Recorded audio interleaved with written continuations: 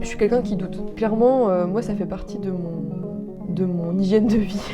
Ce syndrome de l'imposteur, on l'a tout un moment. Oh là là, j'ai tout le temps trop peur de mal faire.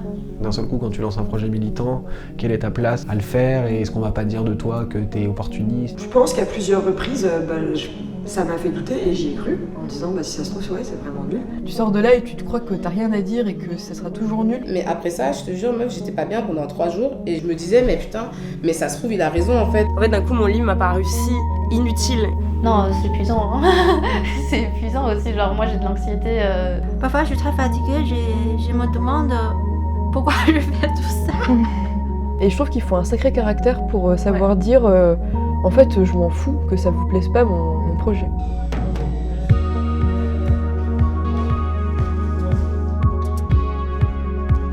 Après, je peux t'envoyer une liste. Peut-être, après, moi, pour renforcer.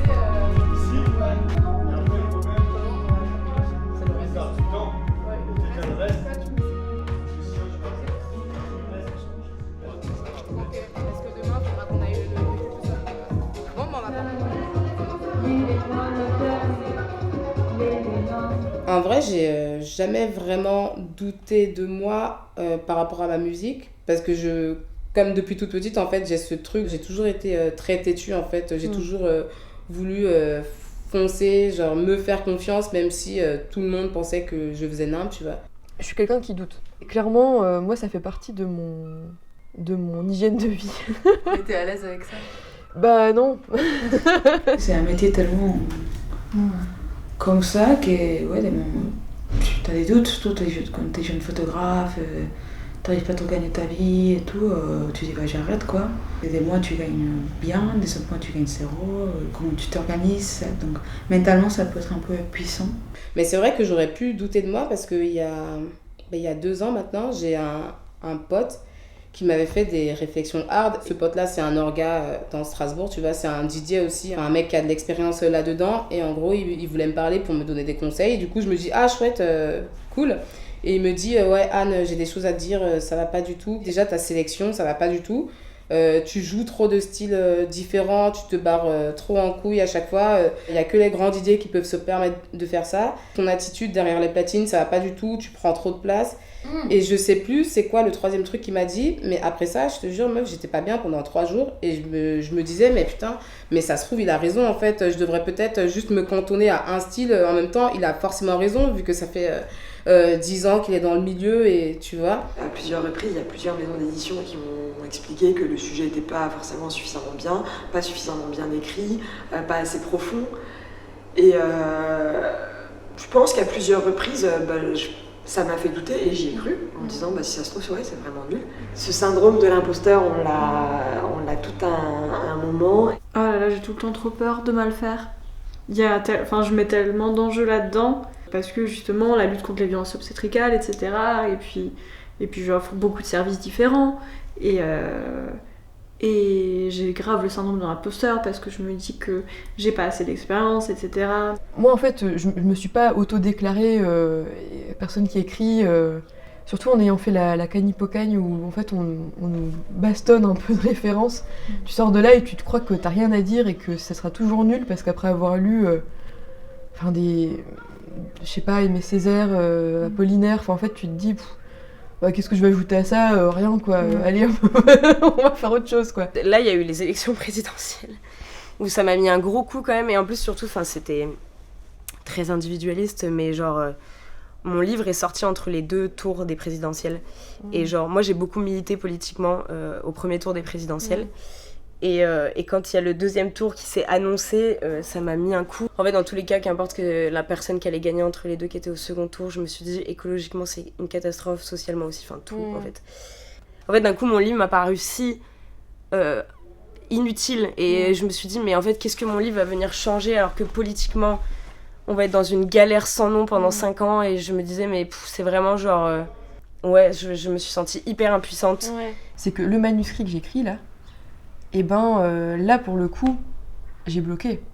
Ça a vraiment été dur sous la dent de me mettre en branle pour écrire et tout, et j'ai eu un mal fou à entrer en relation avec ma langue, qu'est-ce que je voulais dire, pourquoi je voulais le dire. Est-ce que c'est pas super nombriliste aussi, tu vois, de vouloir parler de soi pendant 100 pages, tu vois, en fait, c'est bon, enfin, tu vois, pourquoi et j'en parle aussi de ça, du coup, dans le fameux manuscrit, je me demande ce qu'a à dire un nombril, quoi. Je me demande souvent ce qu'a à dire un nombril. Enfin, j'ai vraiment eu une grosse période où j'avais même plus envie de le sortir, où j'étais en mode ça sert à rien en fait. Enfin, mon impact est si moindre par rapport à eux et ma portée est tellement limitée et en fait nos actions du quotidien sont tellement petites et inutiles par rapport à eux, toutes les catastrophes qu'ils font. Non, c'est épuisant. Hein. C'est épuisant aussi. Genre, moi, j'ai de l'anxiété, je veux dire naturellement. Donc, il y a des fois, je me réveille, je suis en mode, c'est une journée de merde. Hein. Bon, bah, concrètement, ok, ça va être une journée de merde. J'y crois plus.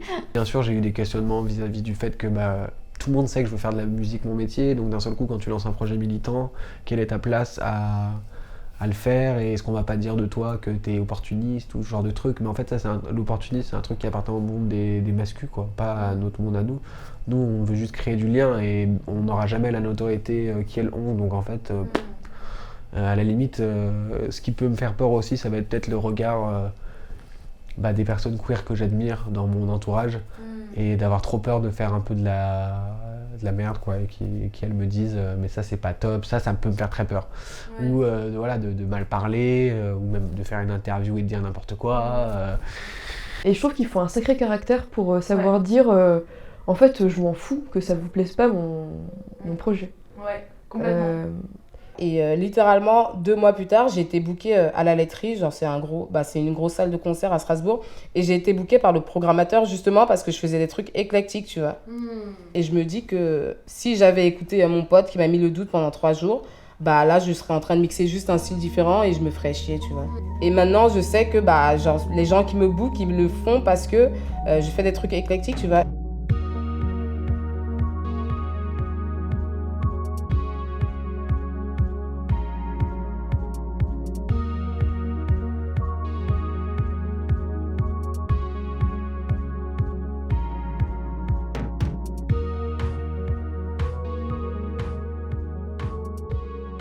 Mais du coup, ça en soi, ouais, c'est juste aussi à moi de tempérer et de me rendre compte que le truc de légitimité, c'est juste de comprendre que ma place en tant que queer, dans un projet queer, c'est juste en étant moi-même, quoi. C'est tout. J'ai pas besoin d'aller chercher plus loin. Mais ce qui est cool, c'est que le collectif, il s'est aussi monté avec des potes, donc on serre les coudes. Et quand il y a quelqu'un qui a une baisse de morale, on essaye d'être là. Parce que c'est important d'avoir le droit aussi de prendre du temps et de se mettre en retrait. Grave. Et c'est vraiment important pour la santé mentale, mais aussi c'est important, je pense, d'avoir conscience qu'on peut se mettre en retrait et que tout va pas s'arrêter. En fait, il n'y a personne qui est indispensable. On a besoin de tout le monde, mais personne n'est indispensable. Ouais. Et déjà, ça met les égos un peu plus bas. Ouais. Ça fait du bien à tout le monde. Ouais, c'est vrai. Et puis, je trouve que ça fait moins peur. Mais là où je trouve que ça aide, en fait, c'est de se rassembler avec d'autres gens qui partagent un peu les mêmes choses que toi. Donc, par exemple, s'engager dans l'associatif ou dans des collectifs, je trouve que ça aide de ouf parce que tu partages un peu tes angoisses avec d'autres gens. Que quand il y en a qui vont pas bien, il y en a d'autres qui te remontent un peu et qui ont la niaque au moment où toi tu l'as un peu perdu et inversement. Et du coup, ça fait une espèce de dynamique de groupe parce qu'en fait, si t'es tout seul avec ça sur les épaules, qu'en plus t'as un entourage qui est pas du tout sensibilisé, où t'as l'impression que t'es tout le temps en débat et que t'es tout le temps en lutte par rapport à eux et que tu dois tout le temps leur expliquer des trucs, ça peut être super épuisant, éreintant et drainant, tu vois. Oh my god. C'est zinzin.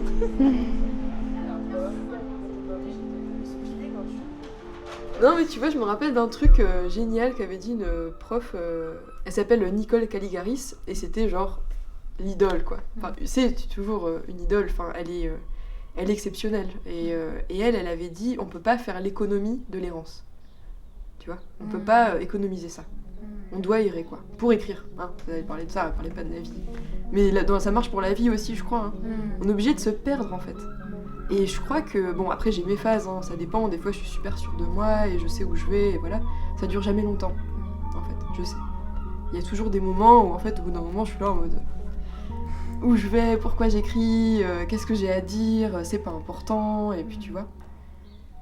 Bon, je crois que c'est un dialogue entre les deux qui atteint bien trouver l'équilibre, mais on l'a jamais vraiment, enfin tu vois. Ouais.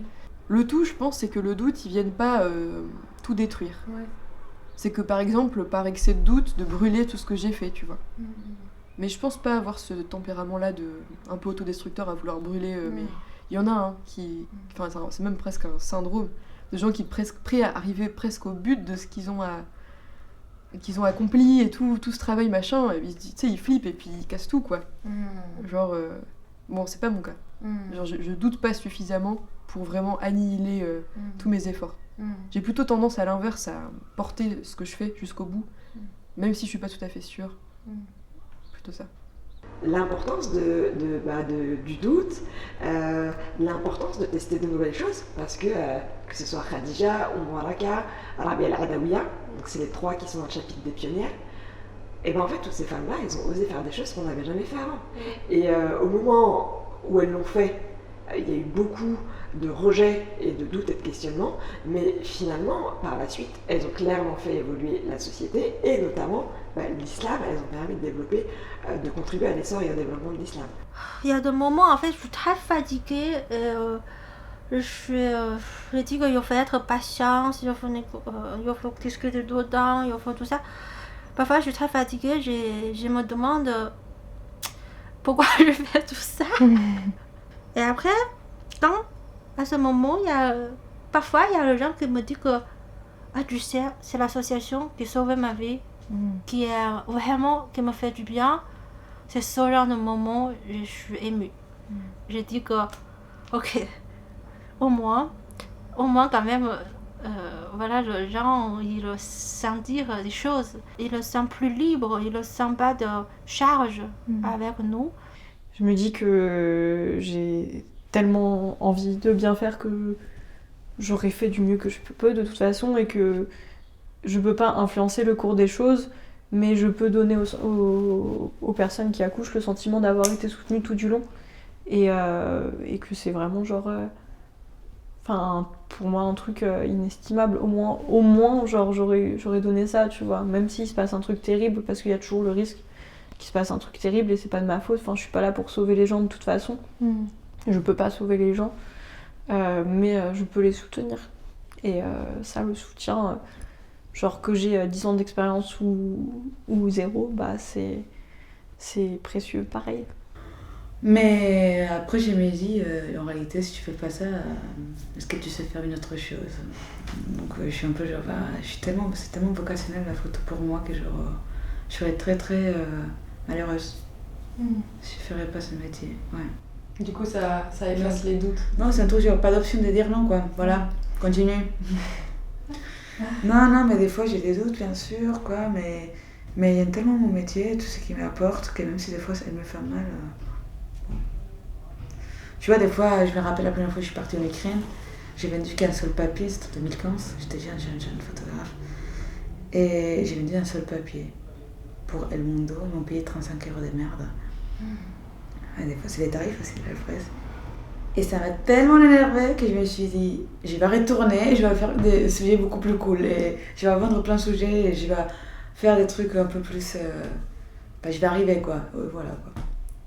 Pendant 3 ans, je travaille en Ukraine, donc c'est cool.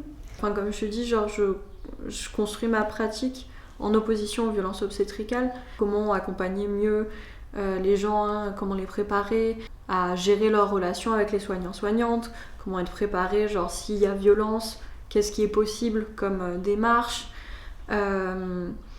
et toujours éduquer, informer sur ce qui se passe à l'hôpital.